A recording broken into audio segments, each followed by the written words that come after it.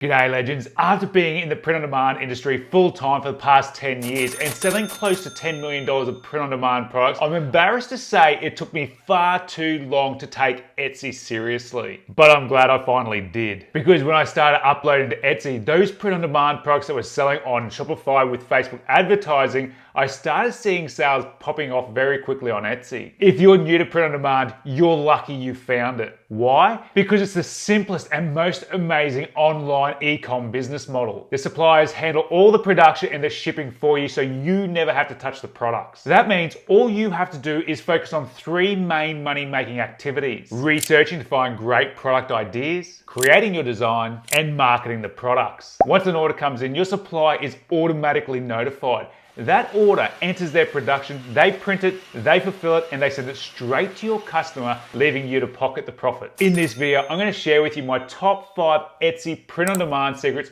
that I wish I had known when I first started. Let's go. Secret 1.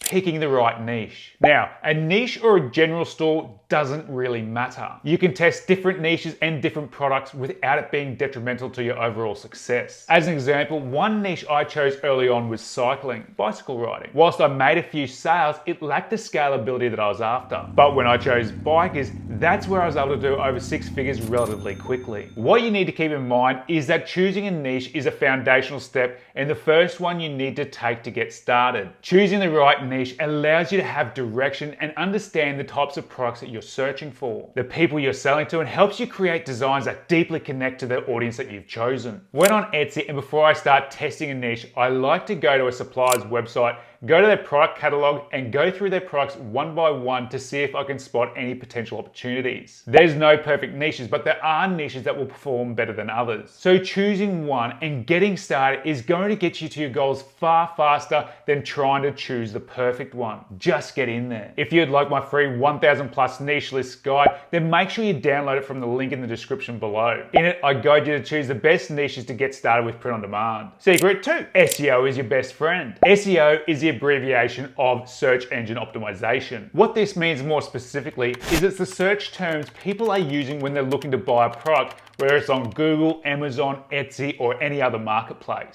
These are the words that we incorporate into our listings to identify what the product is and who it's for. Using a tool like eRank or Marmalade, we can gauge what sort of search volume there is and what kind of competition we're up against. Something with a decent search volume and relatively low competition may indicate there's an opportunity for you to explore. But this alone is not going to make you sales. Great SEO doesn't make up for bad products. Your product should be unique and improve on the inspiration that you found in your product research. The products you find in your research are inspiration for you to create something better. If you find a phrase that's selling well on a blanket, perhaps creating a listing for jewelry with added personalization, tweaking it with niche elements, may be a way for you to help identify a new winner that could make you $1,000 in a week. Now, on the keywords. It's not about keyword stuffing, which is adding a lot of keywords absolutely everywhere that make no sense, but ultimately helping you to explain what the product is and who it's for. With Etsy, you get 13 tags to add other keywords as well. And there's tools like Everbeat that allow you to go to other top sellers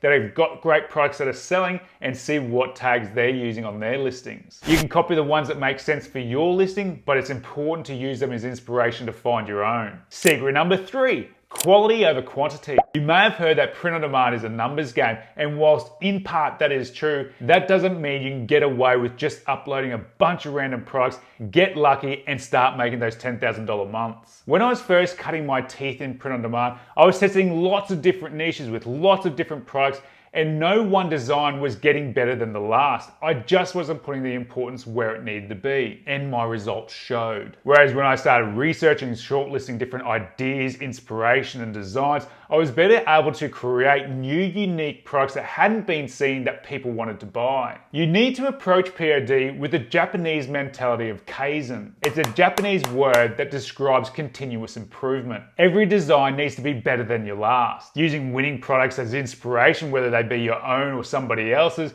adding your own twists and improving. When you learn the fundamentals of great design, i.e. the products are easy to read and understand, the niche and punchlines are called out, at that point you're able to confidently create a lot more quality listings. Quality beats quantity. but quality quantity changes lives. Now, if you're concerned because you don't think you're a great designer, don't fear. There are tons of great platforms like Canva, Kittl, and Creative Fabrica that allow you to fast track the product design process. I'm not a designer, I'm a carpenter. What that means is I work well with a plan, so I use other designs as an inspiration for my own. Not to copy the words, but the style and the layout. This is by far the quickest and cheapest way to create good quality designs that people want to buy. And another phrase that gets thrown around quite a lot in the print-on-demand industry is ugly sells. And let me assure you, some of my best sellers have been far from pretty. Secret 4, mastering pricing strategies. Ensuring you're making money on Etsy is absolutely critical. I mean, why run a store if you're not making money? You need to be taking several things into account first and foremost with pricing. The cost of the product you're selling, the time spent researching, creating and listing, the cost of the designer, the designs and subscriptions, the transaction fees of Etsy, which currently are 6.5% plus the 20 cents per listing, and the ad costs if you're using them. Further to that, you want to make sure that you're being competitive in the marketplace. Some folks are selling t-shirts for $10. Heck, you're barely even able to find a supplier that gives you a shirt for $10, let alone make a profit. So obviously, that's a tough choice. But creating better phrases and designs will help you to offset that. It's why it's important not to copy, but learn how to create. And that's exactly what I teach you in Pod Hacks, my coaching program, where I teach parents and busy 9-to-5ers how to create a $5,000 to $10,000 plus per month business in as little as 2 hours a day. If you'd like to learn more about my print-on-demand coaching program, then hit the first link in my description below. Watch the short video and book a call with my team and I. It works for complete beginners and more advanced sellers, and we even have the option to build your POD business for you. So click the link, watch the short video, and make sure you apply. And because I work with my students personally, I have very limited spots each month.